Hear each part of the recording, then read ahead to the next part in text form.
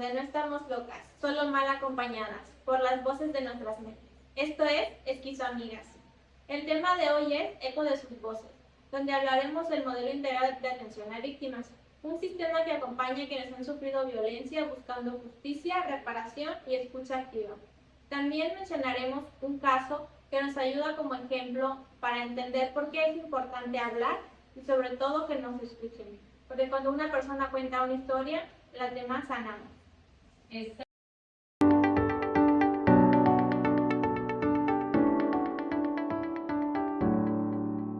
Antes de iniciar con el tema del día de hoy, nos vamos a presentar. Mi nombre es David. Mi nombre es Anaí. Mi nombre es Lili. Y mi nombre es Saraí. Para poner un poco de contexto, ¿qué es el MIAV? Es el modelo integral de atención a víctimas, mejor conocido como el MIAV. Es mucho más que un sistema, es una forma de acompañar, de brindar atención integral a personas que han sido víctimas de delitos, a violaciones de sus derechos humanos. Hablamos de ayuda inmediata, de protección, de asistencia y algo muy importante como es la reparación.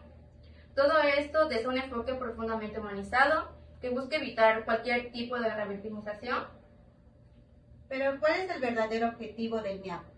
Es claro y poderoso. Es garantizar que las víctimas accedan a la verdad y justicia y la reparación. Y lo hace bajo principios que marcan la diferencia en un enfoque biopsicosocial y desde una perspectiva de género y, por supuesto, respeto absoluto a los derechos humanos.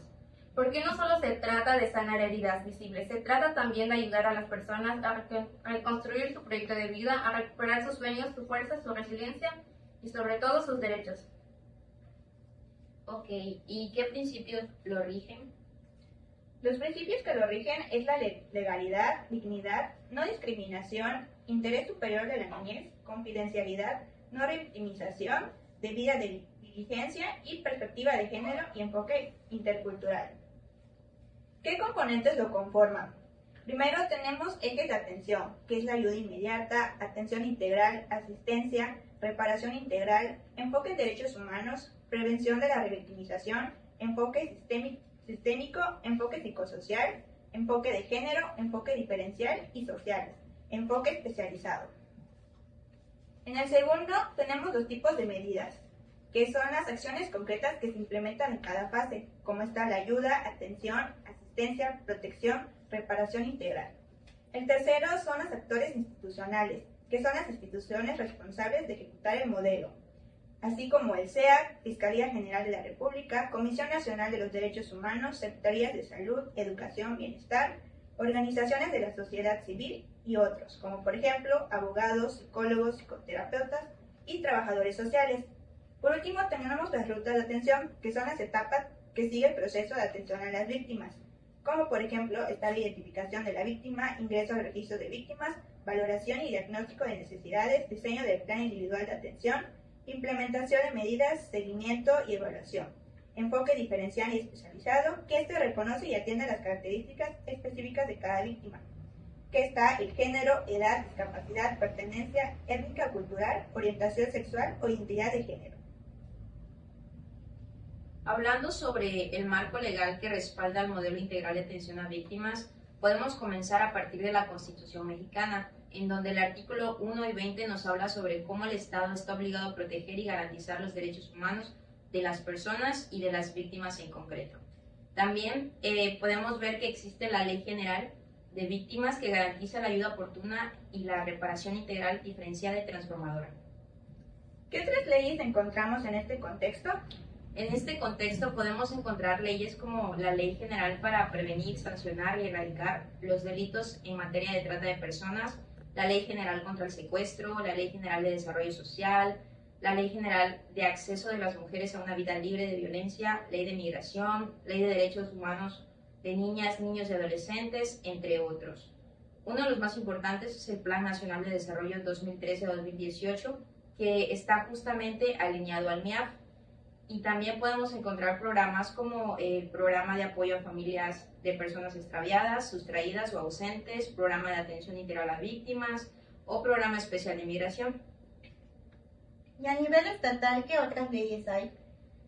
Bueno, esto igual va cambiando, depende de cada estado, pero a nivel estatal en Yucatán podemos encontrar la Ley de Víctima del Estado de Yucatán, la Ley General de Acceso de las Mujeres a una Vida Libre de Violencia, el Protocolo para la Prevención de Atención y la Sanción de Hostigamiento Sexual y Acoso Sexual. Y por último, finalmente, el psicólogo jurídico, uno de sus papeles esenciales es la evaluación psicológica, el acompañamiento en crisis, el proceso judicial y el diseño de planes de atención integral, además de la capacitación hacia otros profesionales. Este modelo involucra a varias personas e instituciones. Por ejemplo, está la Comisión Ejecutiva de Atención a Víctimas, conocida como CEAV, que coordina todo a nivel nacional. También están las comisiones estatales que trabajan en cada región para asegurar que nadie se quede sin apoyo. Y no podemos olvidar a las instituciones de salud, educación, bienestar y justicia, ni a las organizaciones civiles y colectivos de víctimas que aportan su experiencia y su voz. Desde el primer momento en que la víctima se acerca por ayuda, se sigue una ruta clara. Primero se hace una evaluación de situación, luego si se necesita, se brinda medidas inmediatas como refugio, transporte o atención médica. Después se canaliza a servicios especializados según lo que se necesite según la persona. Y lo más importante, se da seguimiento constante para que no se sienta sola ni abandonada. Los servicios que brindan son muchos y muy valiosos. Entre ellos está la atención médica y psicológica, sobre todo en casos de violencia o trauma. También hay asesoría legal para que las víctimas entiendan sus derechos y reciban apoyo en procesos judiciales. Además, ofrece un apoyo educativo y económico para que las personas puedan recuperar su vida, continuar sus estudios o volver al trabajo. Y por supuesto, protección y asistencia social, como alojamiento temporal, comida, transporte y otras formas de ayuda básica. ¿Cómo ayudan a las personas que han vivido una situación de violencia o injusticia? La ley de víctimas reconoce que las víctimas tienen derecho a la verdad, a la justicia, a una reparación integral, a que su caso no se olvide y a que haya medidas para que eso no vuelva a ocurrir. Además, esta ley nos dice que algo muy importante, que la atención a las víctimas debe ser completa, gratuita, respetuosa y centrada a la persona. ¿Quién aplica en los estados? Aquí entran las comisiones ejecutivas estatales de atención a víctimas. Se lleva este modelo a cada estado, lo aterriza según las necesidades locales. Ellos son las que dan atención directa, apoyo psicológico, asesoría legal y acompañamiento. No solo hacen eso, sino que también van de la mano con instituciones locales como fiscalías, hospitales y escuelas, al igual que albergues. Pero no solo eso, las comisiones también ayudan a mejorar el sistema, escuchando a las personas, identificando sus problemas y proponiendo soluciones. Y por supuesto, manejan los fondos estatales para apoyar a las víctimas con ayuda económica de emergencia, protección y seguimiento de sus casos. Y bueno, esto es todo lo relevante acerca del MIAF y la información que pudimos recabar. A continuación se les va a mostrar un caso acerca de esto mismo para que les quede un poquito más claro todo este tema.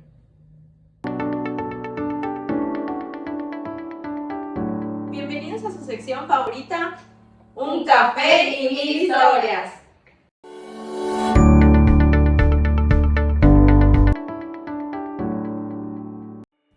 Ahorita hablaremos acerca de un caso real que ocurrió aquí en Mérida y posteriormente haremos una dinámica en donde hablaremos acerca de puntos importantes del caso y sobre si se aplicó correctamente o no el MIAF. Les contaré acerca del caso de José Eduardo Ravelo Echeverría. José Eduardo Ravelo Echeverría tenía 4 meses de vivir en Mérida cuando fue detenido abiertamente por la Policía Municipal el 21 de junio de 2021. El veracruzano de 23 años cruzó el centro histórico de la Ciudad Blanca rumbo a una entrevista de trabajo. A los policías municipales que rondaban en el casco antiguo, José les pareció sospechoso. Entre la madre de la víctima obtiene su único ingreso del puesto de antojitos y venta de refrescos. Por eso cuando su hijo la llamó por teléfono al día siguiente de la detención, María se apresuró a juntar dinero para poder costear su viaje a Yucatán, desde Isla, municipio de la región Piñera del sur de Veracruz. El municipio de la isla ha sido asediado por la violencia del crimen organizado. José se fue a buscar empleo a la península de Yucatán. Su madre lo describe como un joven rebelde que ha trabajado en la isla como mesero, ayudante de cocina y empleado en una verdulería. José, además, era despreocupado, pero no mala persona. Le gusta dibujar y hacer grafitis, y había pintado algunos en las paredes de sus amigos. Tenía así 2 hermanos. En el viaje de más de 14 horas en autobús, María se sintió impotente. No sabía en qué condiciones hallaría a su hijo. Menciona: jamás me imaginé que mi hijo se me fuera a morir. Al llegar a Mérida, encontró a su hijo vomitando sangre e incapaz de caminar. Asume que por la tortura. Lo llevó al hospital Agustín Oram, donde el joven fue atendido por un médico que no creyó que los policías hubieran cometido la violación. En cambio, le preguntaron si era gay. Aunque lo fuera, nadie tenía el derecho de golpearlo y violarlo, menciona su madre. Con el aliento que le quedaba, José rindió su declaración y denunció a la Fiscalía del Estado a sus agresores, según quedó asentado en la carpeta de investigación 433 del 2021. El médico legista de la Fiscalía corroboró la agresión sexual y finalmente lo internaron en el hospital. Además de la violación, los médicos le dijeron a María que el joven tenía un pulmón perforado, así que tuvieron que intubarlo. Debido a los golpes, también tenía daños en sus riñones y en su cerebro, varios huesos rotos, lesiones en la cara y las manos. José falleció el 3 de agosto. María Ravelo inició una lucha para exigir justicia por la detención de José y su muerte. El 7 de agosto llevó el féretro de su hijo al Palacio de Gobierno de Yucatán. Se le unieron otras personas que denunciaban detenciones arbitrarias de la policía de Mérida. Son algunas de las más de 200 que desde el 2018 han interpuesto una queja ante la Comisión de Derechos Humanos de Yucatán. El alcalde de Mérida, Renan Barrera, lamentó en un video en Twitter el fallecimiento en extrañas circunstancias que ya se está investigando del joven veracruzano José Eduardo Ravelo Echeverría. Después de la Fiscalía General del Estado informó que detuvieron a 4 policías por su probable responsabilidad en el homicidio de José Eduardo. El domingo 8 de agosto, María regresó a la isla para enterrar a su hijo. Asegura que volverá a Mérida a sostener su demanda de justicia. La detención no la satisface. Hasta que no dicten sentencia, no voy a estar a gusto. Ahorita vamos a comenzar con la dinámica, en donde se va a lanzar un dado y el color que caiga va a ser el color de la notita que vamos a sacar. En la notita hay un número. El número pertenece a un punto o a un tema en específico que vamos a tratar acerca del MIAB con el caso de José Eduardo. Vamos a comenzar. Color azul. El punto número 3. Bueno, en el punto número 3 hace mención qué papel debió tener el psicólogo jurídico. ¿Se activó el MIAB en este caso? Pues se podría mencionar que el psicólogo jurídico sí tiene un papel importante en el caso de José, tanto en la defensa de sus derechos de la víctima como en el apoyo en el proceso judicial. Aquí también pudo apoyar de cierta manera a la madre, dándole asesoramiento legal. Igual en el momento en cuanto la juzgan a la mamá, también para poder apoyarla en ese sentido. Y platicado en la sección, no se aplicó el MIAB de manera adecuada, iniciando por el sistema judicial. No se cumplió el protocolo necesario para las víctimas, en este caso a José y su madre de igual manera, porque no hubo un seguimiento ni siquiera del caso, no trabajaron de manera conjunta la fiscalía, simplemente hubieron muchas omisiones en la investigación, No hubo reparación de y no daños. hubo reparación de daños, no hubo apoyo psicológico, no intervino el psicólogo jurídico como he mencionado. La lesión medida. Hubieron muchos huecos en cuanto al caso, ¿no? Y lamentablemente hasta ahorita no se ha resuelto el caso, sigue impune. Incluso de las cosas que investigamos fue que incluso la Fiscalía y el Poder Judicial apeló a favor de los policías que intervinieron en el caso, comentando que no ellos eran los que intervinieron cuando realmente habían las evidencias suficientes de que ellos fueron los que intervinieron, pero apelaron a favor de ellos, cayendo el hecho de que José Eduardo no tuviera una resolución de su caso correcta o verdadera. Por lo que podemos ver que el modelo no se aplicó adecuadamente en el caso de José Eduardo y por lo que era necesario el psicólogo jurídico para que se pudieran aplicar todo lo que mencionó pues mi compañera Jocelyn. Incluso hablando acerca de lo de que si se activó o no el MIAF, realmente se activó en el caso, pero no se trató o el proceso del MIAF no fue de manera correcta. Se activó lo que es la atención, pero no la atención adecuada y tampoco la necesaria, o incluso hubo omisión de atención en donde realmente debería tener la atención. El color morado. Es para el punto número 4. Ok, en el punto número 4, ¿cómo saben que no se aplicó correctamente el MIAF en este caso? Bueno, el modelo integral de atención a víctimas no se aplicó adecuadamente ya que debió seguir un protocolo, por lo cual pues en el caso no se puede observar ya que no hubo una ayuda inmediata, que en este caso era la atención médica y psicológica hacia la víctima, tampoco hubo una medida de asistencia, en este caso en la madre que necesitaba la asistencia jurídica para todo el proceso legal y de igual manera no hubo una reparación del daño. Sí, igual, pues no, si se hubiera aplicado correctamente el MIAP, pues hubiera evitado la revictimización que sufrió José Eduardo. Así como también, pues, no, en el enfoque psicosocial, pues no hubo una ayuda en esa parte. Incluso cuando se aplicó el MIAF, como pues ya mencionamos que fue de manera inadecuada, si se hubiera aplicado de manera correcta, se hubiera respetado los derechos humanos tanto de la madre como víctima indirecta y como de José Eduardo como víctima directa, haciendo como que respetando la dignidad, el proceso y el derecho que ellos tenían a ser respetados en el proceso, durante el proceso y después como personas y como víctimas. El color verde.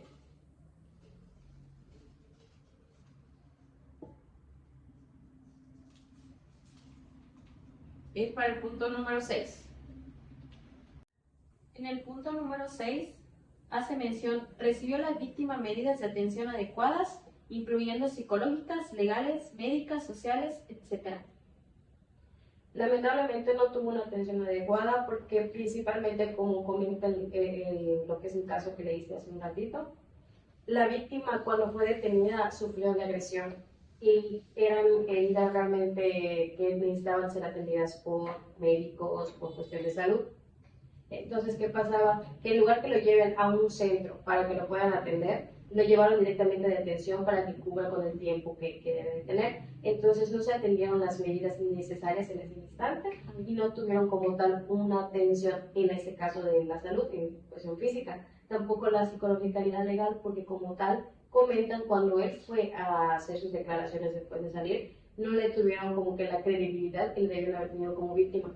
Entonces tampoco tuvo un proceso legal ni una atención legal acerca de lo que él estaba comentando, de lo que estaba pasando. Igual, en cuanto a la madre, que pues viene siendo la víctima indirecta, pues no se cubrieron sus necesidades, que pues serían las psicológicas y las económicas, así como necesitaba una asesoría legal para el proceso que estaba pasando su hijo y pues no se le brindó. Igual como menciona el MIAF, el acceso a la verdad, el acceso a las evidencias que fueron negadas, no se las dieron en primera instancia.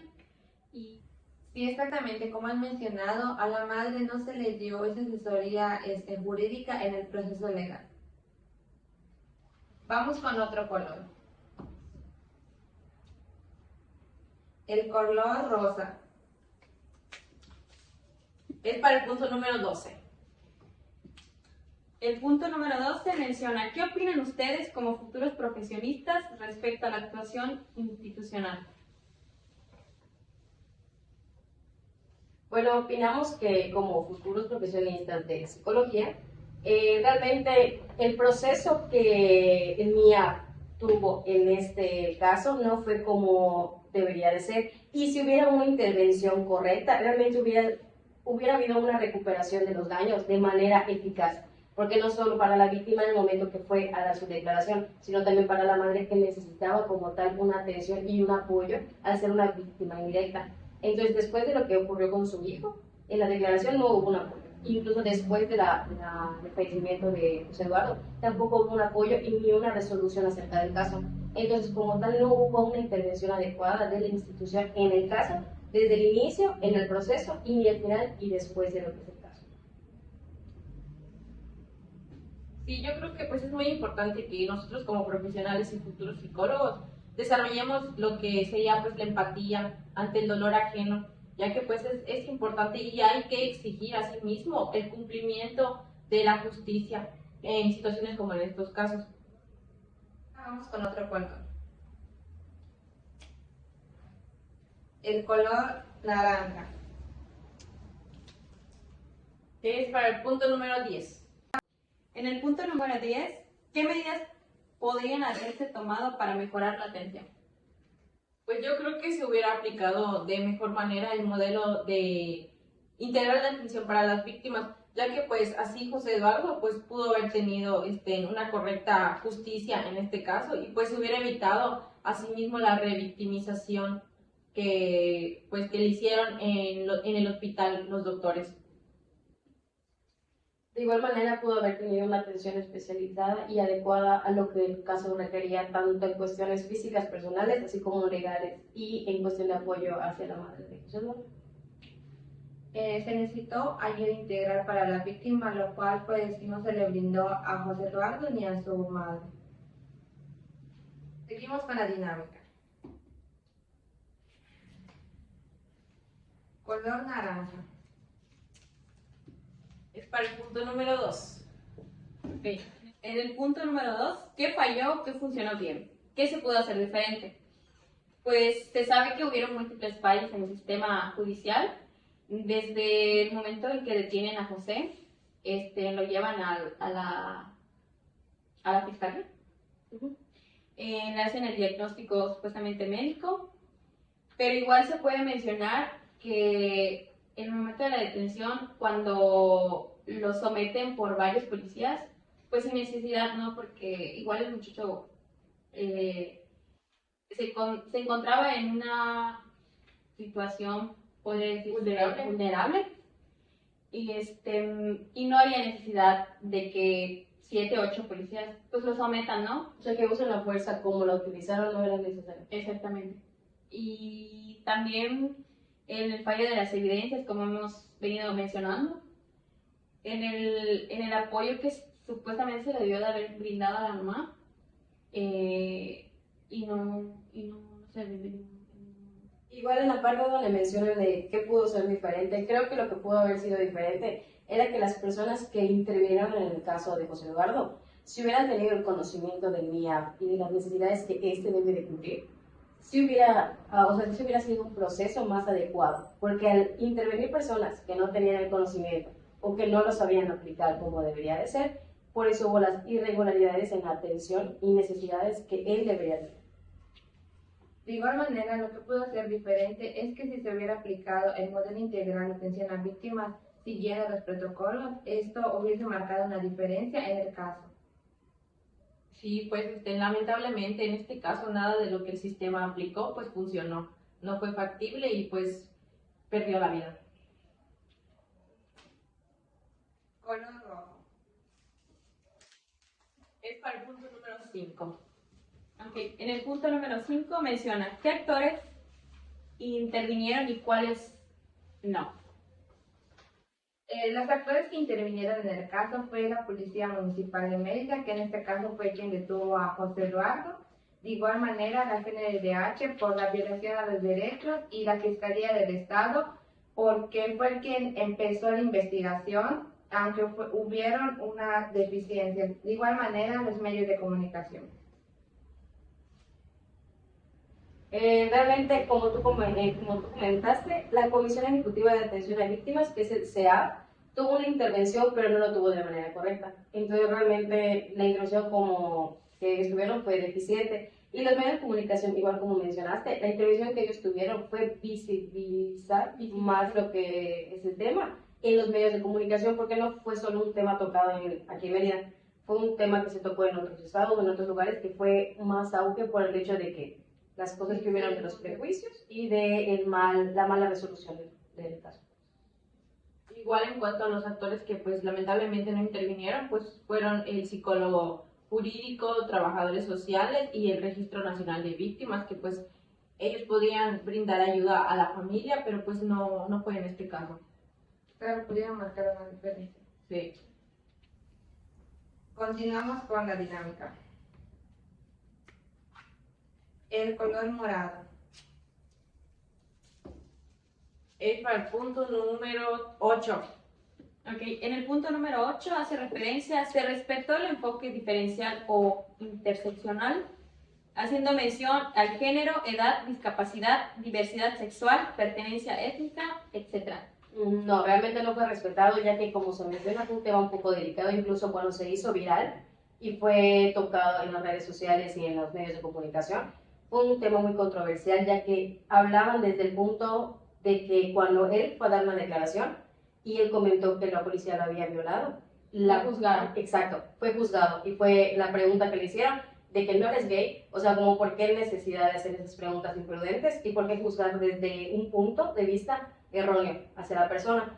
De igual manera, el hecho de que la policía lo detuvo por el hecho de que parecía sospechoso, juzgando y teniendo como que prejuicios hacia él, a su persona como se veía en el momento. Entonces realmente no se respetó como nada las preferencias o diferencias sexuales que tenía en ese momento, metiéndole información o como si tuviera gustos, cuando realmente no aplicaba. O igual se podría mencionar que pues como no es del Estado también, igual fue como discriminado de cierta manera, y en cuanto a la madre también, no le brindaron ese apoyo. O sea, como que no les interesó, no le dieron el apoyo necesario, ni le brindaron la investigación, ¿no? La investigación objetiva como tal del caso. Color verde. Es para el punto número 11. Ok, en el punto número 11 hace mención cuál habría sido el rol ideal del psicólogo jurídico en este caso.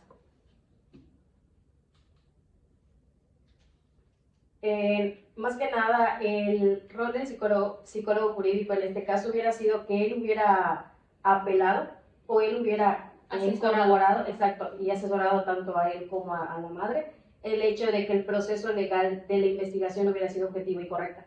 O sea, desde el momento de la detención, sin orden de aprehensión, sin orden de detención, desde ahí pudo haber partido él para investigar sobre las irregularidades, tanto del caso como las declaraciones que hubieron posterior a esa. Entonces, la intervención de un psicólogo jurídico en este caso hubiera sido correcta, si hubiera estado, y tal vez hubiera sido una investigación un poquito más clara, tanto para el medio de comunicación como para la familia de la víctima, que en este caso buscaban respuestas acerca del caso. Sí, igual hubiera evitado pues que lo hayan revictimizado en el hospital por parte del médico que lo atendió.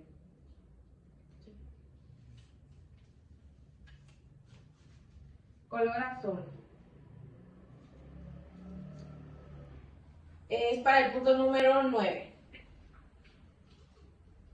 Ok, en el punto número 9 hace mención qué errores pueden identificarse y qué consecuencias tuvo. Pues en este caso, en el caso de José Eduardo, pues el principal error fue el hecho de que la policía pues de Mérida lo haya detenido sin una orden y solo por el hecho de verlo sospechoso en la vía pública.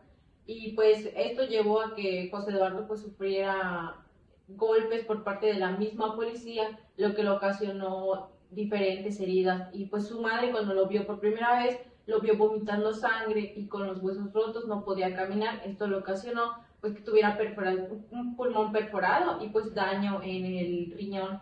y esto pues lamentablemente lo llevó a la muerte. Igual como tú mencionas lo de las heridas físicas, cuando el médico le hace un mal diagnóstico en condiciones inadecuadas, en el piso, cuando está tirando en el piso, solo lo ve, le echa un vistazo y listo, ya no le hace las pruebas necesarias como se deberían de ser, ¿no? Le da un diagnóstico de que tiene una cierta actitud el muchacho y hasta ahí se queda.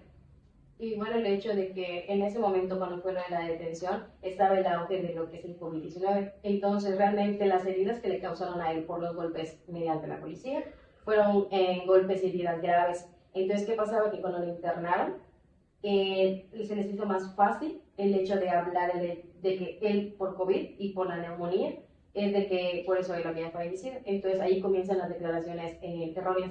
Entonces es un fallo también en lo que es la investigación, porque no hablan correctamente ni de manera clara y visible sobre lo que realmente pasó, con tal de tocar otro tema o culpar o culpabilizar el hecho de que falleció por una enfermedad y no por los golpes, pues es un error muy grave. Okay. Igual cuando muestran las evidencias, simplemente se muestran porque por medio de los medios de comunicación no se le presentan a la madre desde el inicio. No le explican el por qué detuvieron a su hijo o cuál fue el motivo por el que lo detuvieron, simplemente le dan una breve información que no supo qué hacer ella, ¿no? Con ese poca información. Claro, y ahí podemos ver que hubo una manipulación de toda la información.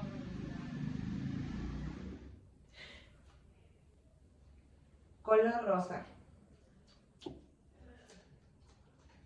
Último color rosado para el punto número 7. En el punto número 7 podemos mencionar, ¿hubo revictimización o alguna omisión por parte de las autoridades?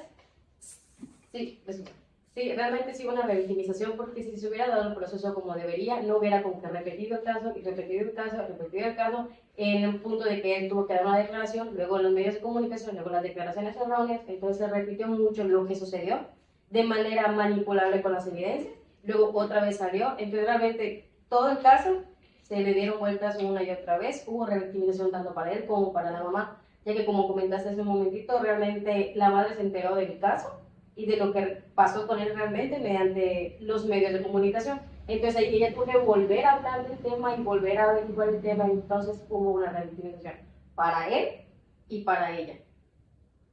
Y para darle cierre a este caso, de acuerdo al reglamento de la Policía Municipal de Mérida, la detención de José Eduardo sin causa justificada constituye una violación al reglamento. Y de acuerdo a la Fiscalía General del Estado de Yucatán, en conclusión, en el caso de José Eduardo hubo una violación en el material penal, administrativo y de derechos humanos. Y damos por concluida esta sección, agradecemos su atención. Se despiden sus conductoras favoritas, Jocelyn, Sofía, Alondra Y Ángela. Nos vemos en un próximo capítulo. en su sección favorita, Un café y mil historias.